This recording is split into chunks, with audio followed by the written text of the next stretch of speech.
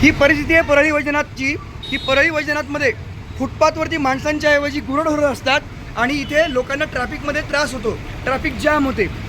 हे सगळं जे आहे हे सगळं काही अतिक्रमणाचं काम आहे। त्यामुळे जिम्मेदार याला आहे नगर परिषद प्रशासन, माझ्या मते, मी चुकत नसेल तर, आणि पोलीस विभाग। वाहतूक शाखा इथली अजिबात अस्तित्वात नाही आहे। इथे वाहतूक व्यवस्थेचे 3 तेढे आहेत। आपण बघू शकता की हा राणी लक्ष्मीबाई टावर परिसर आहे।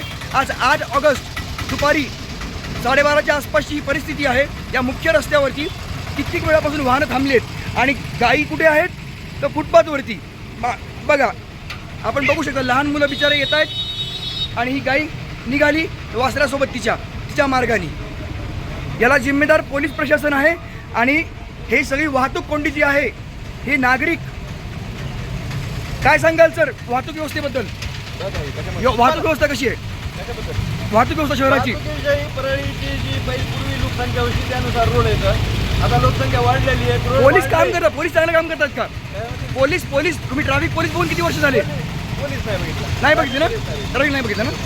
किती वर्ष झाले? ट्रॅफिक पोलीस आहे परळीमध्ये, हेच दिसत नाही कधी। किती? बाहेर दिसते रोडवर बाहेरचा टोल प्लाझाला। थँक्यू सर, जय हिंद।